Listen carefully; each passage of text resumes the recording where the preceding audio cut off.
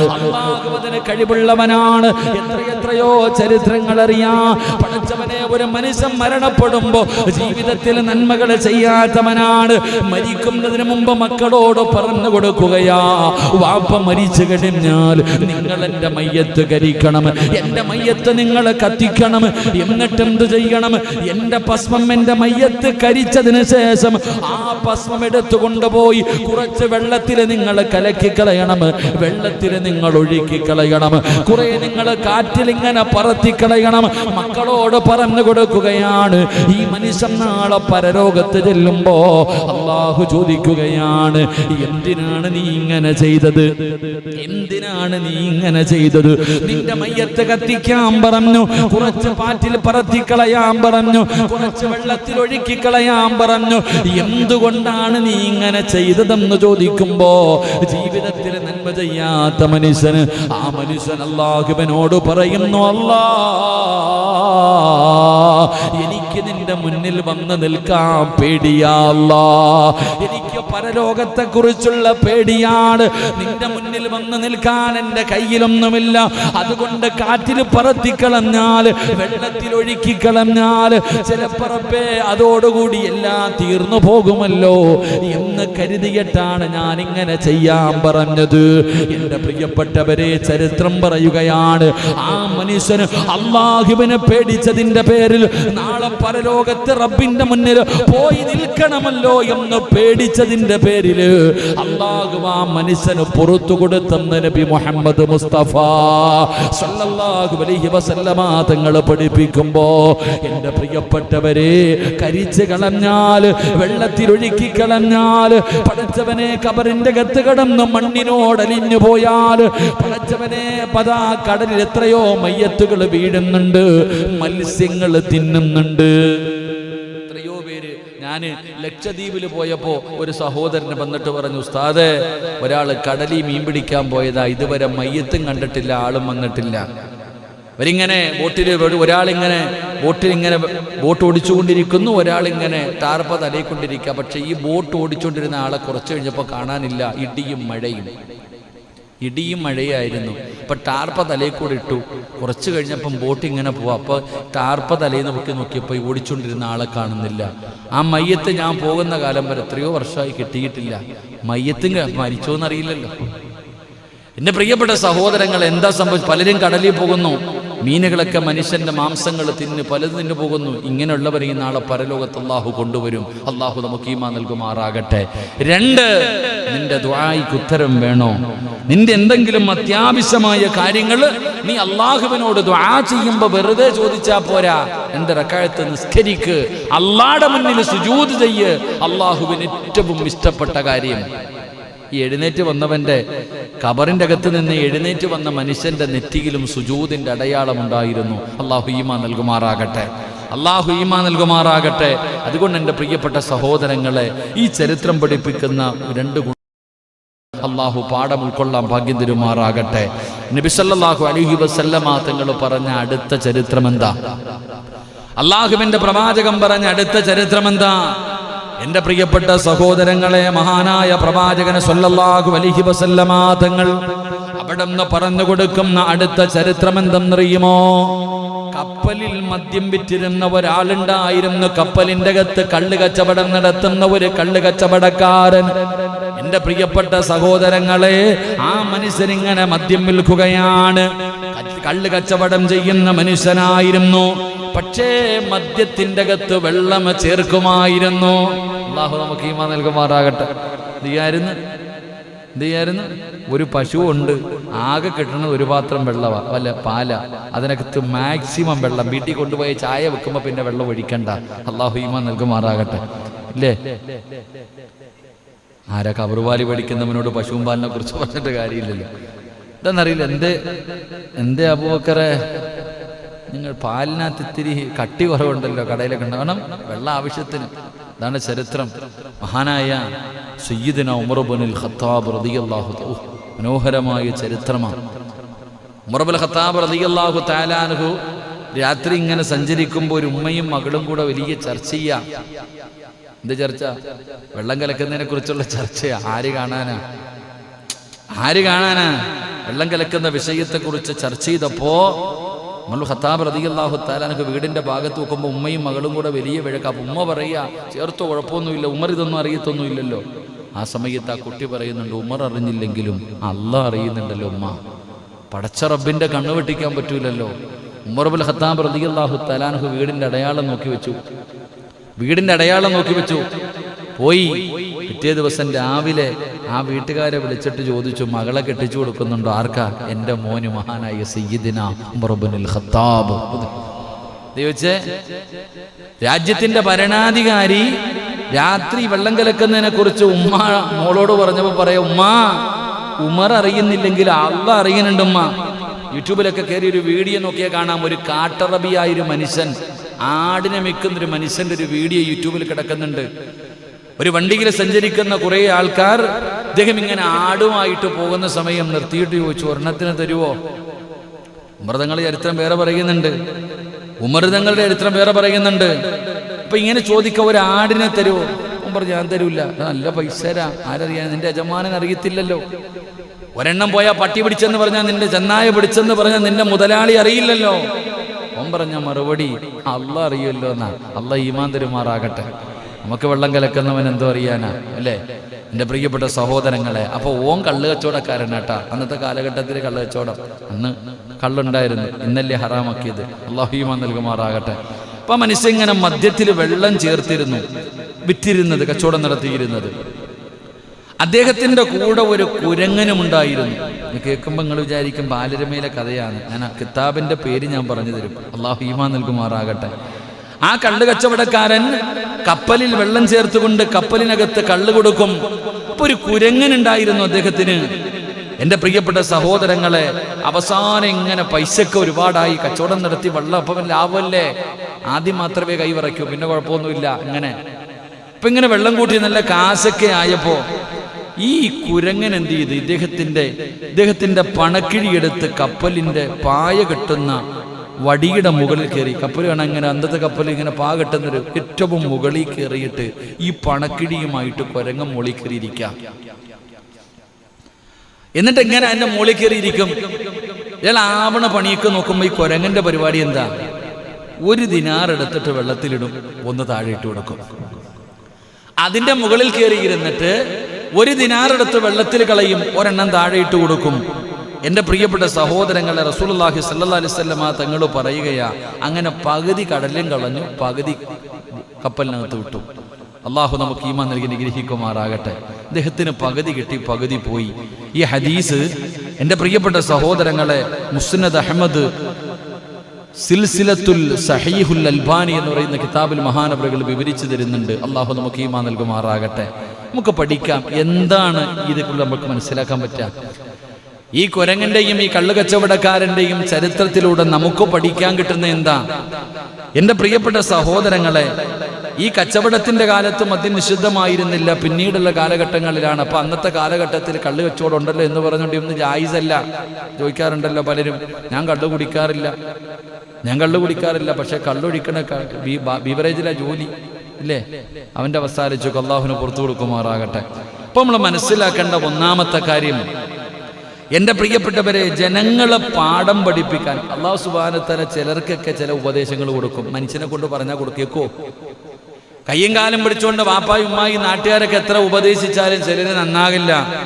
അപ്പൊ ജനങ്ങളെ പാഠം പഠിപ്പിക്കാൻ അള്ളാഹു ചില ജീവികളിൽ കൂടി ചിലത് നടപ്പാക്കി കാണിക്കുമെന്നാണ് ഈ ചരിത്രം പഠിപ്പിക്കുന്നത്. അള്ളാഹു ഈമാൻ നൽകുമാറാകട്ടെ. എന്തുകൊണ്ടാപ്പാ കുരങ്ങൻ മോളിൽ കയറി ഇരുന്നിട്ട് പകുതി വെള്ളത്തിൽ കളഞ്ഞത്?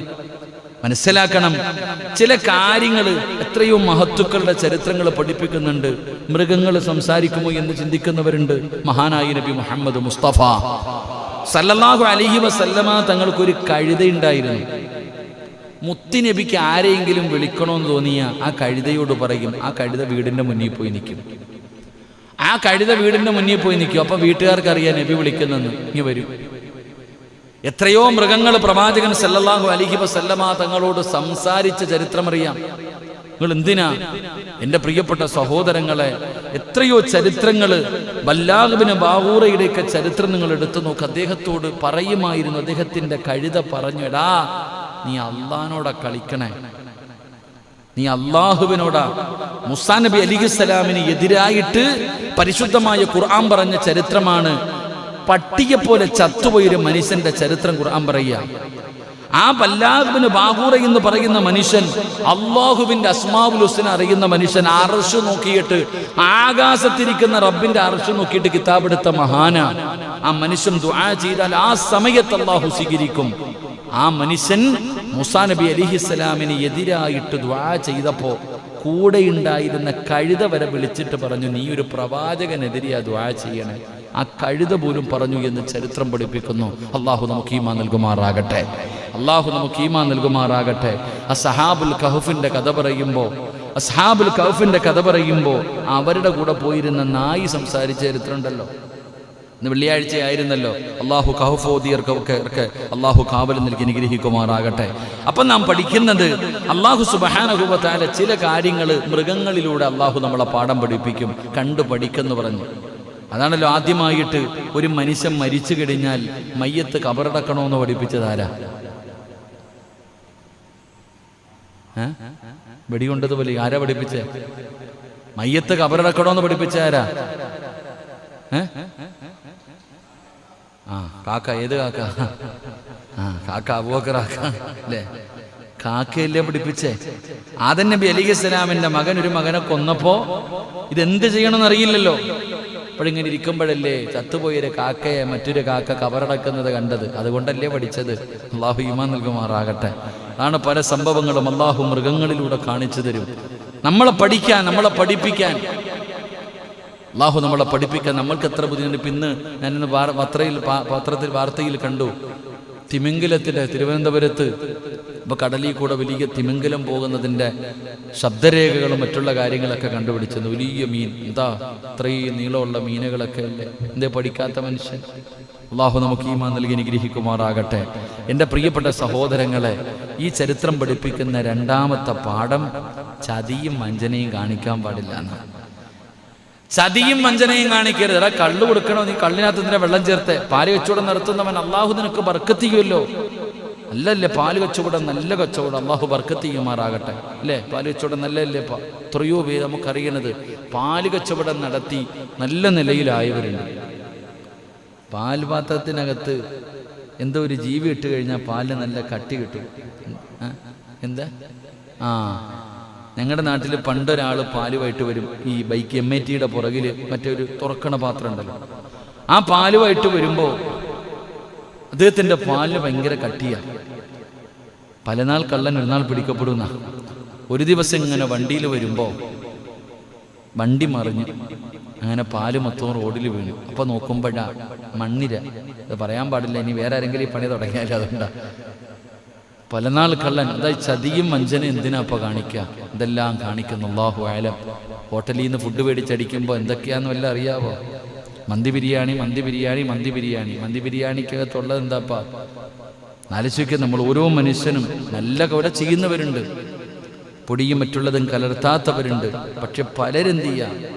പൊരിക്കണ എണ്ണ, സുബ്ഹാനല്ലാഹ്, എത്ര നാളത്തെ എണ്ണയാണ് ആലോചിക്കുക. അള്ളാഹു കാക്കുമാറാകട്ടെ. ചട്ടിയിൽ നിന്ന് എണ്ണ എടുത്ത് കളയണില്ല, പിന്നെയും നിറച്ചുകൊണ്ടിരിക്കുക. അതാണ് ഇങ്ങനെ കൂരണത്. കച്ചവടക്കാർക്കൊക്കെ അള്ളാഹു ബർക്കത്ത് ചെയ്യുമാറാകട്ടെ. എൻ്റെ പ്രിയപ്പെട്ട സഹോദരങ്ങളെ, ചതിയും വഞ്ചനയും കാണിക്കാൻ പാടില്ല. ചതിയും വഞ്ചനയൊക്കെ കാണിച്ചാൽ നാളെ പരലോകത്ത് വരുമ്പോൾ ചതിയനെ കാണുമ്പോൾ അറിയാന്ന്. അവൻ എങ്ങനെയാ വരുന്നതെന്ന് പറഞ്ഞാൽ അവൻ്റെ മലദ്വാരത്തിൽ കൊടി കുത്തിവെക്കും. അവൻ സാധാരണ ആളല്ലല്ലോ, VIP അല്ലേ.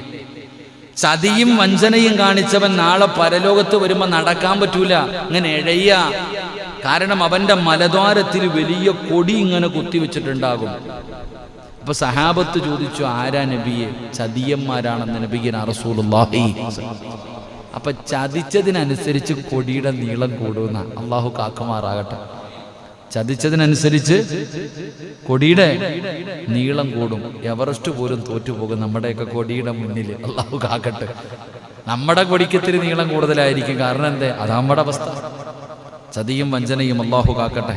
എൻ്റെ പ്രിയപ്പെട്ട സഹോദരങ്ങളെ, മൂന്നാമതായിട്ട് ഈ ചരിത്രം, ഈ കുരങ്ങനിലൂടെ നമ്മൾ പഠിക്കേണ്ട മൂന്നാമത്തെ പാഠം, നിഷിദ്ധമായ സമ്പാദ്യം രണ്ട് ലോകത്തും നിനക്ക് പ്രയോജനം ചെയ്യില്ല എന്ന് ആദരവായ പ്രവാചകൻ നബി മുഹമ്മദ് മുസ്തഫ.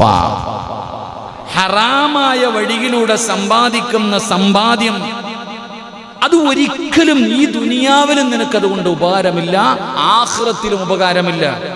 നമ്മൾ വിചാരിക്കുന്നത് പലിശയാണെങ്കിലും പിടിച്ചുപറിച്ചതാണെങ്കിലും കള്ളത്തരം കാണിച്ചതാണെങ്കിലും ഹറാമായ വഴികളിലൂടെ സമ്പാദിച്ചതാണെങ്കിലും പണം വേണം, പണം വേണം, പണം വേണം, പണം കൂട്ടണം.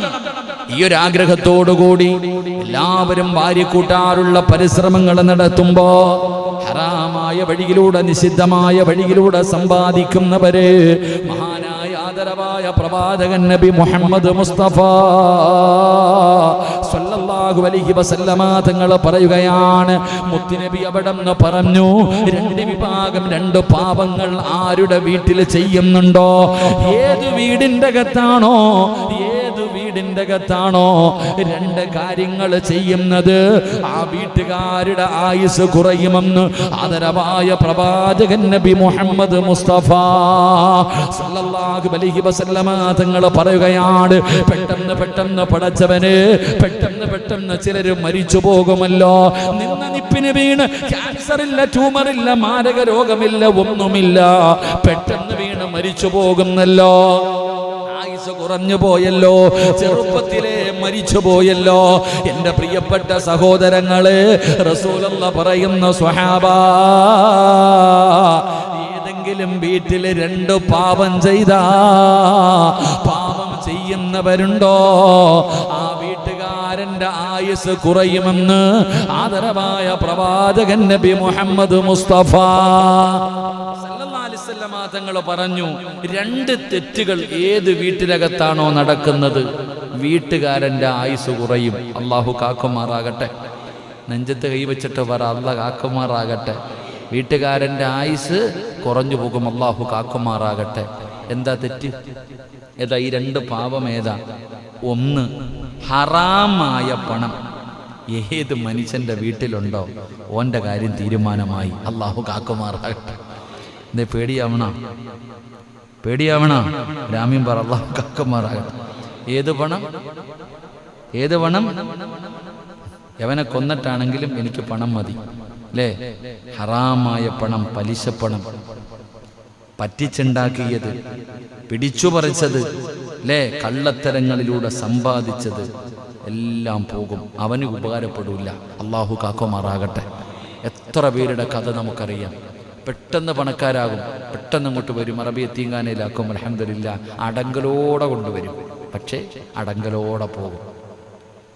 ഇവിടെ കഷ്ടപ്പെട്ടുണ്ടാക്കിയത് മാത്രമേ വാഴത്തുള്ളൂ. നിങ്ങൾ എത്ര ചരിത്രമാണെങ്കിലും, നിങ്ങൾ ഓർമ്മ വെച്ച കാലം മുതൽ നിങ്ങൾ ചിന്തിച്ചു നോക്ക്, ആരുടെയെങ്കിലും മനസ്സ് വേദനിപ്പിച്ചുണ്ടാക്കിയതാണോ? എൻ്റെ പൊന്നാര ചങ്ങാതി, കുറച്ചാൾ ഉപകാരപ്പെടും, പിന്നെ പോകും. സാർ പോകുമ്പോൾ അടങ്കലോടെ എന്ന് പറഞ്ഞാൽ നിന്നെ എത്തീങ്കാനയിലാക്കിയിട്ടേ പോകത്തുള്ളൂ. അള്ളാഹു കാക്കുമാറാകട്ടെ. നമ്മൾ എന്നെ പറയും, 5 ബസ് ഉണ്ടായിരുന്നവനാ, 2 ലോറി ഉണ്ടായിരുന്നു, വീടിൻ്റെ മുന്നിൽ ആനയുണ്ടായിരുന്നു. ഇപ്പം ആന പോയിട്ട് ഒരാട് പോലും ഇല്ല, വീടും വരെ പോയി. ഇവിടെ നേരെ ചൊവ്വ ജീവിച്ചിരുന്നെങ്കിൽ ആ കിടപ്പാടെങ്കിലും ഉണ്ടായേനെ.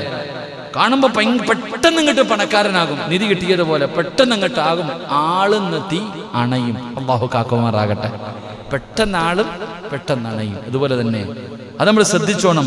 അള്ളാഹു പെട്ടെന്ന് പൊക്കുമ്പോൾ ആലോചിച്ചോണം, പൊങ്ങുന്നതിനനുസരിച്ച് വീഴ്ചയുടെ ആഴവും കൂടും. അള്ളാഹു കാക്കുമാറാകട്ടെ. ഹലാലായ മാർഗത്തിലൂടെ സമ്പാദിക്കുക. ഹറാമായ പണം ഏത് വീട്ടിലാണോ സൂക്ഷിക്കുന്നത്, അള്ളാഹു അവരുടെ ആയുസ് കുറയ്ക്കും. അള്ളാഹു പൊറുത്തിരുമാറാകട്ടെ. പലരും പലിശയും ഇതുമായി ബന്ധപ്പെട്ടു പോയവരുണ്ട്. നമ്മൾ ചോദിക്കും, ഉസ്താദ് അപ്പം എന്ത് ചെയ്യുക? അപ്പം ലോൺ എടുക്കണ്ടേ വീട് വെക്കണമെങ്കിൽ? പലിശക്ക് പണയം വെക്കണ്ടേ? അല്ലെ, എന്താ വഴി? എന്താ കൊണ്ട് വിൽക്കണോടാ ചങ്ങാതി? കൊണ്ടുപോയി വെച്ചിട്ട് അവിടെ ഇരിക്കുക, ആഴ്ചയില്ല മാസത്തെ ഇങ്ങനെ അടച്ചുകൊണ്ടിരിക്കുക, അവിടെ ഇരിക്കുക. എൻ്റെ വീട്ടിലോട്ട് പോണ വഴിയിൽ 2 നിലയുള്ളൊരു വീടുണ്ട്. അതിൻ്റെ മുന്നിൽ എഴുതി വെച്ചിട്ടുണ്ട്, ഇത് വിൽക്കായിട്ടിരിക്കുക, ബാങ്ക് 60 ലക്ഷം രൂപയാ ലോൺ. പലിശ കയറി വീട് വിൽക്കാൻ വിട്ടിട്ടുണ്ട്. നമ്മൾ ചിന്തിക്കേണ്ടത്, നമ്മുടെ ഒരു എളുപ്പത്തിന് വേണ്ടി നമ്മൾ ചാടി അങ്ങോട്ട് കയറും. നമുക്ക് പെട്ടെന്ന് ധൃതി, അംബാനിയുടെ ഇളയ മോനായതുകൊണ്ട് പെട്ടെന്ന് കാര്യം നടക്കണം. ധൃതി അത് ശൈത്താന്റെ സ്വഭാവമാണെന്ന് നബിയുനാ റസൂലുള്ളാഹി. ധൃതി ആരുടെ സ്വഭാവമാ? ആരുടെ സ്വഭാവ? ഏതാ? നല്ല കാര്യത്തിനല്ല, ചിലതിൽ ധൃതി കാണിക്കണം. അതിൽ നമ്മൾ കാണിക്കൂല. നമുക്ക് ധൃതിയാണ്.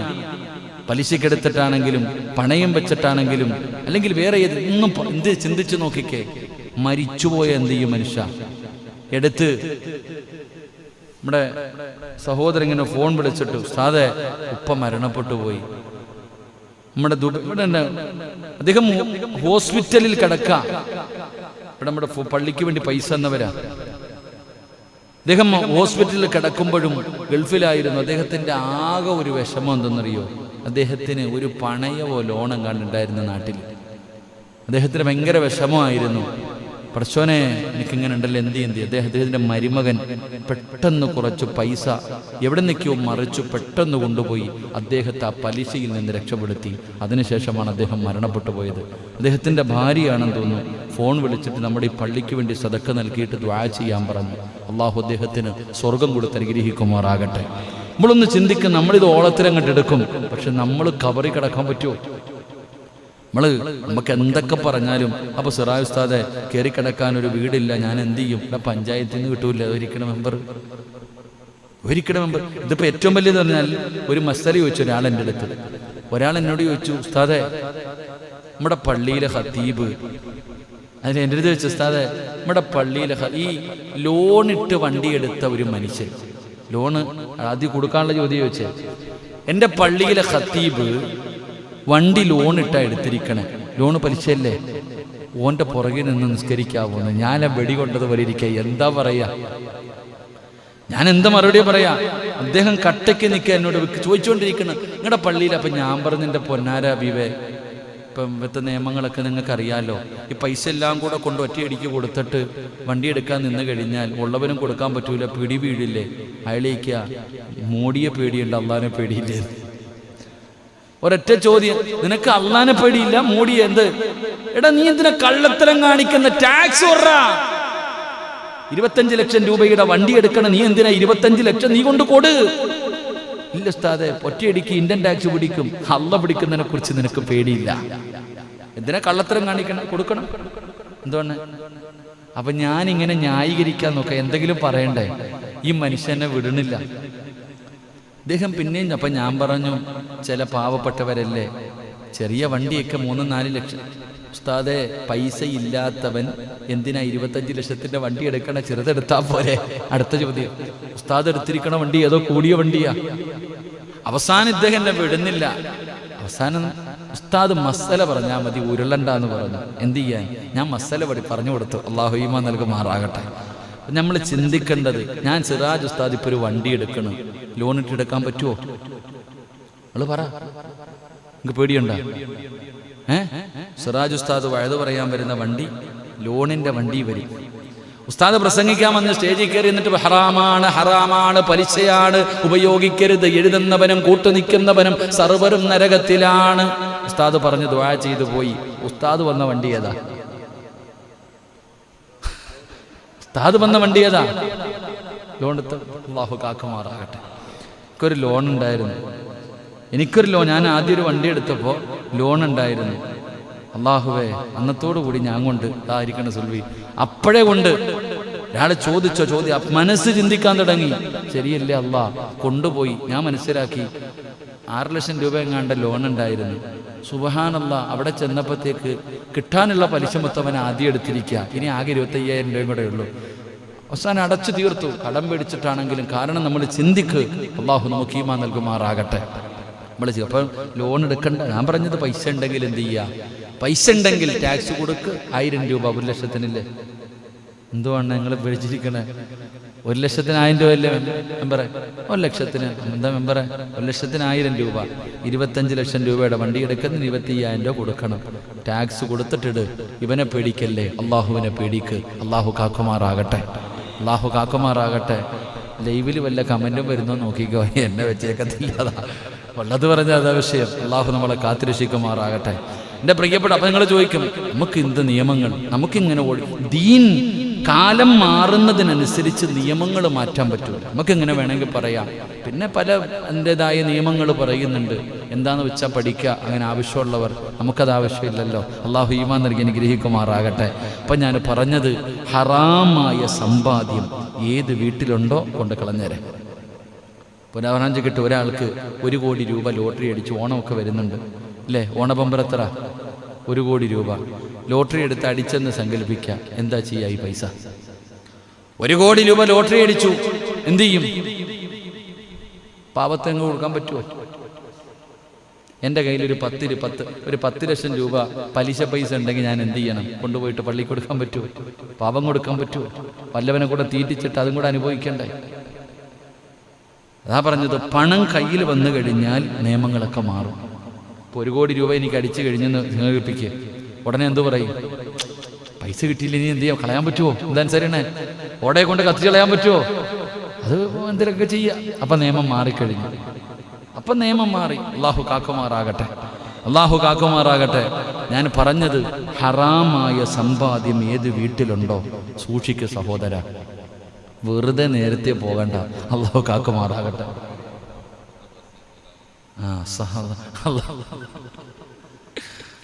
ചോദ്യങ്ങൾ കൂടുതൽ ചോദിക്കാൻ പാടില്ല എന്നാണ് കുറെ കാര്യങ്ങൾ പറയുമ്പോൾ. ഇൻഷാ അല്ലാഹ് നമ്മൾ നോക്കേണ്ട കാര്യമില്ലല്ലോ സജിയണ്ണ. ലൈവിൽ ആരെ ചോദിക്കുന്നു? ലോൺ എടുത്ത ബസ്സിൽ കയറാവോ? ബസ് ഓൻ്റെ അല്ലല്ലോ, അല്ലെൻ്റെ അല്ലേ? നീ ഫ്രീ ആയിട്ടല്ലല്ലോ കയറുന്നത്, പൈസ കൊടുത്തിട്ടല്ലേ കയറണത്. നമ്മളെ നോക്കേണ്ട കാര്യമില്ലല്ലോ. ഞാൻ എൻ്റെ കാര്യം പറഞ്ഞിട്ടാ. ഇനിയിപ്പോൾ വെയിലൂടെ ഞാൻ വഴുതിന് പോയപ്പോൾ എൻ്റെ വണ്ടി ഞാൻ സ്വന്തം ചിന്തിച്ചതുകൊണ്ടാണ്. ഉസ്താദ്മാരൊക്കെ ഇപ്പം അങ്ങനെ അധികമാരും അങ്ങനെ അതുമായി ബന്ധപ്പെടാറില്ല, ലോണുമായിട്ടൊക്കെ. എല്ലാം പാവപ്പെട്ടൊരു ചെറിയ കാര്യങ്ങൾ നോക്കി നടക്കാറുണ്ട്. അള്ളാഹു എല്ലാവർക്കും ആഫിയത്തും ദീർഘായുസ്സും കൊടുക്കുമാറാകട്ടെ. രണ്ടാമത്തെ പാപം എന്താ?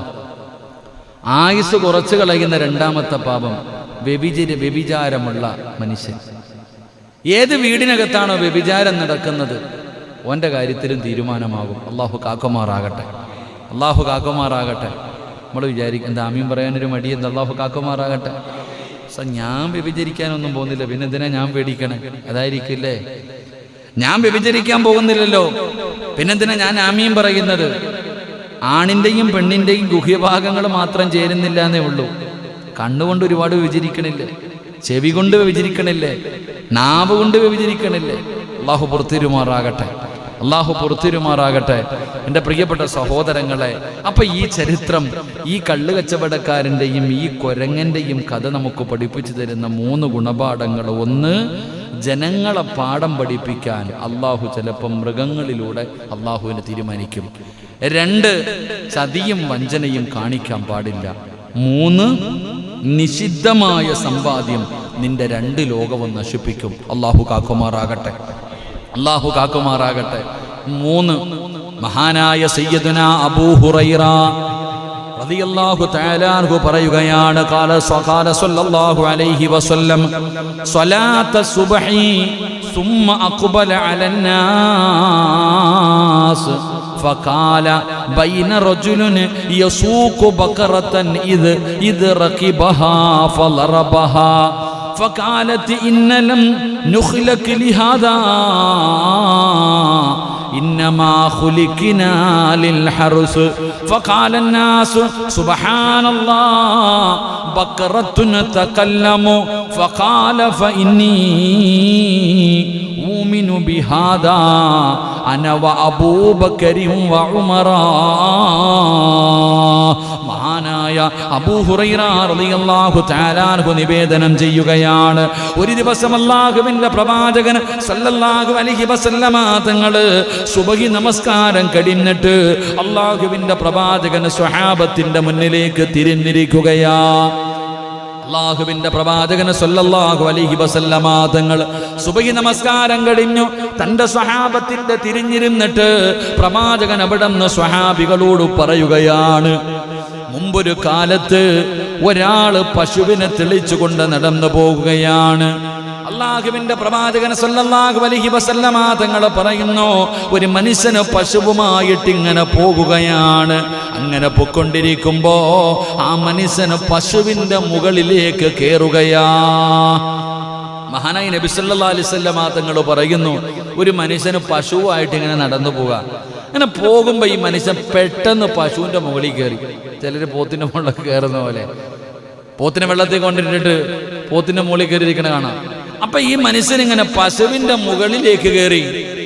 ആ സമയത്ത് ആ മനുഷ്യന് പശുവിന്റെ മുകളിലേക്ക് കയറി ഇരിക്കുകയും പശുവിനെ പോകാൻ വേണ്ടിയിട്ട് അടിക്കുക. ആ പാപത്തിനിട്ട് അടിക്കുക. അങ്ങനെ ആ മനുഷ്യൻ ചെയ്യുമ്പോൾ ആ പശു തന്നെ ആ മനുഷ്യനോട് പറയുകയാ, അള്ളാഹു എന്നെ സൃഷ്ടിച്ചിരിക്കുന്നത് നിനക്ക് സഞ്ചരിക്കാനല്ല. ആ പശു പറയുന്നു, എന്നെ പടച്ച റബ്ബ് സൃഷ്ടിച്ചിരിക്കുന്നത് നിന്നെ കയറ്റിയിരുത്തിയുണ്ട് നിനക്ക് യാത്ര ചെയ്യാനല്ല. അള്ളാഹു എന്നെ സൃഷ്ടിക്കപ്പെട്ടിരിക്കുന്നത് കൃഷിയുടെ ആവശ്യമാണ്, കൃഷിയും മറ്റുള്ള കാര്യങ്ങൾക്ക് വേണ്ടിയാ അള്ളാഹു പശുവിനെ സൃഷ്ടിച്ചിരിക്കുന്നതല്ല, നിനക്ക് എൻ്റെ തോളിൽ കയറിയിരുന്ന് പോകാനല്ല. നബി സല്ലല്ലാഹു അലൈഹി വസല്ലമ തങ്ങൾ ഇത് പറഞ്ഞപ്പോ സഹാബത്ത് പള്ളിക്കിരുത്തിരുന്ന് സുബ്ഹാനല്ലാഹ്, പശു സംസാരിക്കുവോ? അള്ളാഹു നമുക്ക് ഈമാൻ നൽകുമാറാകട്ടെ. സ്വഹാബികള് റസൂലുള്ളാഹി സ്വല്ലല്ലാഹി അലൈഹി വസല്ലമ തങ്ങൾ ഇത് പറയുമ്പോ അള്ളാഹുവേ, സഹാബത്ത് സുബ്ഹാനല്ലാഹ് പറയാ. കാരണം അത്ഭുതം, ഒരു പശു മനുഷ്യൻ സംസാരിക്കണ പോലെ മനുഷ്യനോട് പറയാ. സംസാരിച്ചു എന്ന് പറഞ്ഞപ്പോ സുബ്ഹാനല്ലാഹ്, സഹാബത്ത് അവിടെ നിന്ന് പറയുന്നു, പശു സംസാരിക്കുവല്ലോ. നബി സല്ലല്ലാഹു അലൈഹി വസല്ലമ തങ്ങൾ പറഞ്ഞു, ഞാനും അബൂബക്കറും ഉമറും ഈ സംഭവത്തിൽ വിശ്വസിക്കുന്നു എന്ന് നബിയുനാ റസൂലുള്ളാഹി തങ്ങൾ ഇത് പറയുകയാണ്. ഇത് പറഞ്ഞപ്പോ സ്വഹാബത്ത് ചോദിക്കുന്നു, പശു സംസാരിക്കുമോ?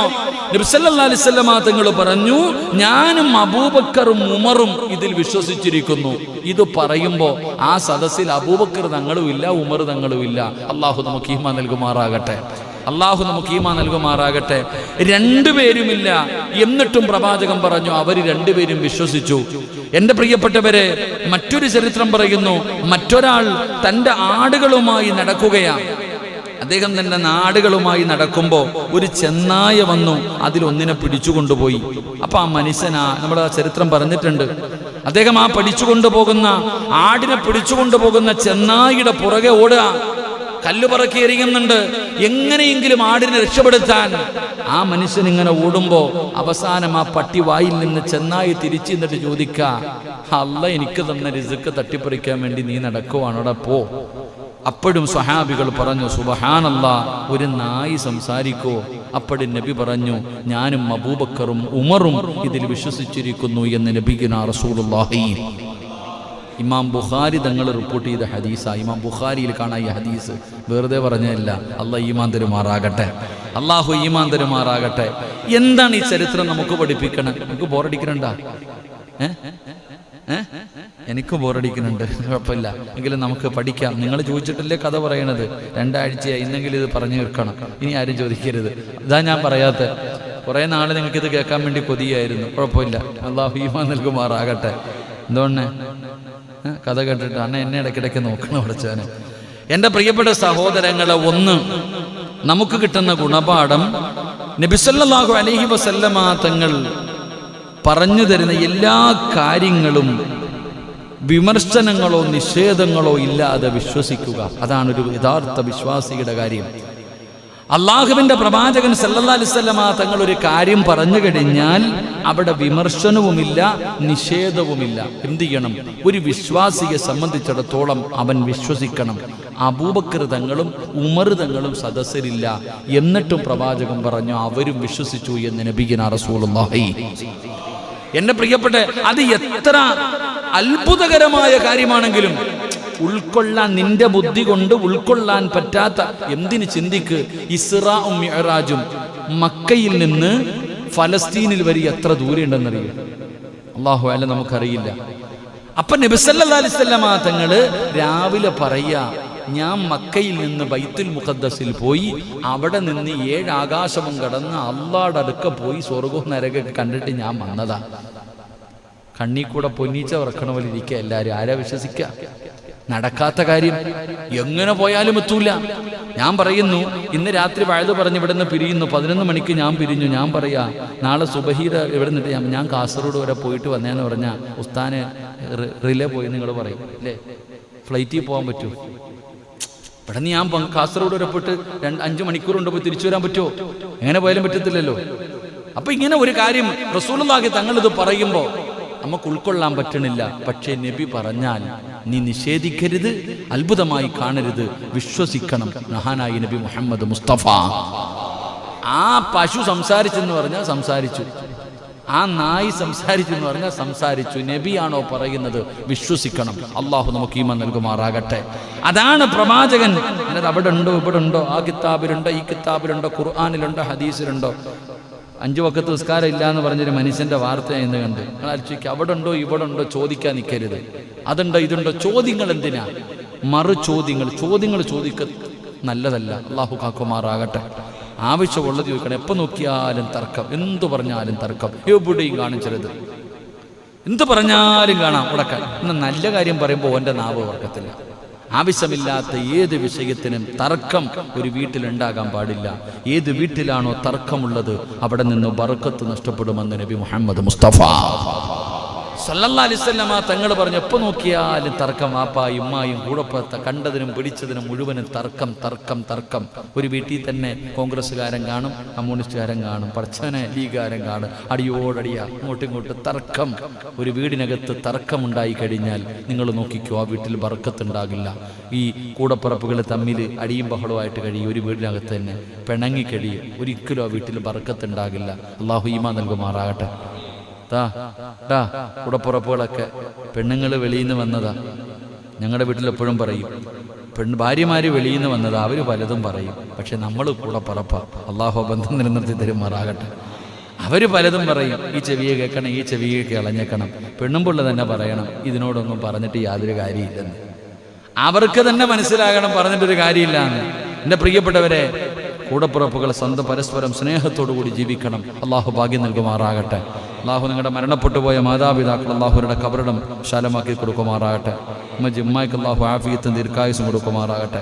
എൻ്റെ പ്രിയപ്പെട്ട സഹോദരങ്ങൾ, അപ്പോൾ ഈ ചരിത്രം പറയുന്ന ഒന്നാമത്തെ കാര്യം, നബി സല്ലല്ലാഹു അലൈഹി വസല്ലമ തങ്ങൾ ഒരു കാര്യം പറഞ്ഞ വിശ്വസിക്കൽ ഒരു വിശ്വാസിയുടെ ബാധ്യതയാണ്. അള്ളാഹു ഈമാൻ നൽകുമാറാകട്ടെ.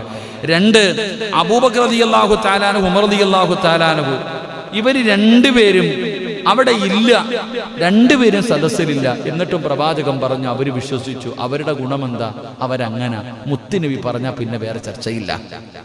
അബൂബക്കർ തങ്ങളോട് പറഞ്ഞു, അബൂബക്കറെ, നിന്റെ കൂട്ടുകാരൻ മുഹമ്മദ് ഉണ്ടല്ലോ, ഇന്നലെ രാത്രി ഇസ്രാവും മിറാജൊക്കെ പോയിട്ട് വന്നെന്ന് പറയുക.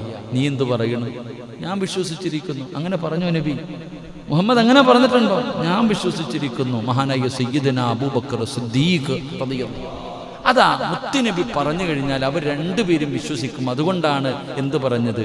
അവരില്ലെങ്കിലും പ്രവാചകൻ അവർ വിശ്വസിച്ചു എന്ന് പറഞ്ഞത്. അള്ളാഹു നമുക്ക് ഈമാൻ നൽകുമാറാകട്ടെ. ഇതുപോലെ ആയിരിക്കണം നമ്മൾ. നല്ല കാര്യങ്ങൾ പറഞ്ഞു കഴിഞ്ഞാൽ നമ്മളും അങ്ങനെ ആകണം. അല്ലാതെ അങ്ങനല്ല ഇങ്ങനെയില്ല, ഞാൻ ഉണ്ടായിരുന്നെങ്കിൽ ഞാനങ്ങ് മറിച്ചേനെ, ഞാൻ എടുത്ത് പൊളിച്ചേനെ, എൻ്റെ ആവശ്യമൊന്നുമില്ല. അള്ളാഹു ഈമാൻ നൽകുമാറാകട്ടെ. എൻ്റെ പ്രിയപ്പെട്ടവരെ, 3, അത് അവരുടെ ശ്രേഷ്ഠത. അബൂബക്കറും ഉമർ റളിയല്ലാഹു രണ്ടുപേരുടെയും ശ്രേഷ്ഠതയെക്കുറിച്ച് അല്ലാഹു റസൂൽ പഠിപ്പിച്ചു. 4, എൻ്റെ പ്രിയപ്പെട്ട സഹോദരങ്ങളെ, നമസ്കാരത്തിന് ശേഷം നമസ്കാരത്തിന് ശേഷം ജനങ്ങൾക്ക് ഒരു ഉപദേശം കൊടുക്കുന്നത് ഇതിലൂടെ നല്ലതാ. മനസ്സിലാക്കണം അല്ലേ?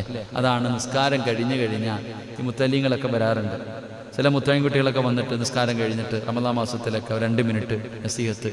നിസ്കാരം കഴിഞ്ഞാൽ 2 തറാവിയൊക്കെ കഴിഞ്ഞിട്ട് പറയത്തില്ലേ, ഒരു 2 മിനിറ്റ് ഇരിക്ക്. ഇത് വെറുതെ പറഞ്ഞതല്ല. മഹാനായി നബി മുഹമ്മദ് മുസ്തഫ സല്ലല്ലാഹു അലൈഹി വസല്ലമ തങ്ങൾ സുബഹി നിസ്കാരം കഴിഞ്ഞിട്ട് പ്രവാചകൻ തൻ്റെ സ്വഹാബത്തിനോട് പറഞ്ഞിരിക്ക്. അല്ല ഓടലല്ല, ഒക്കെ ഉണ്ടോന്ന് ചോദിക്കുന്നത് ചരിത്രമല്ലേ ഇത്. സഹാബത്തിനെ വിളിച്ചിരുത്തിയിട്ട് പ്രവാചകൻ അവിടെ നിന്ന് ഉപദേശം കൊടുക്കുമായിരുന്നു. അവിടെ നിന്തിന് സ്വപ്നത്തെക്കുറിച്ച് ചോദിക്കുമായിരുന്നു. സ്വപ്നത്തിൻ്റെ വ്യാഖ്യാനങ്ങൾ പറഞ്ഞു കൊടുക്കുമായിരുന്നു. പ്രവാചകൻ വഹി വന്നത് പറഞ്ഞു കൊടുക്കുമായിരുന്നു. അപ്പം നിസ്കാരം കഴിഞ്ഞിട്ട് നല്ലത് പറഞ്ഞു കൊടുക്കാൻ പറ്റൂന്ന ഇതിന് മനസ്സിലാക്കേണ്ടത്. അള്ളാഹു നമുക്ക് ഈമാൻ നൽകി അനുഗ്രഹിക്കുമാറാകട്ടെ. അപ്പം മഹാനായ പ്രവാചകൻ സല്ലല്ലാഹു അലൈഹി വസല്ലമ തങ്ങൾ പറഞ്ഞ ഒരു ചരിത്രം ഒന്നുകൂടെ പഠിച്ച് ദുആ ചെയ്യാം. അള്ളാഹു ഭാഗ്യം നൽകുമാറാകട്ടെ. പറ 3 സ്വലാത്ത്. സല്ലല്ലാഹു അലാ മുഹമ്മദ്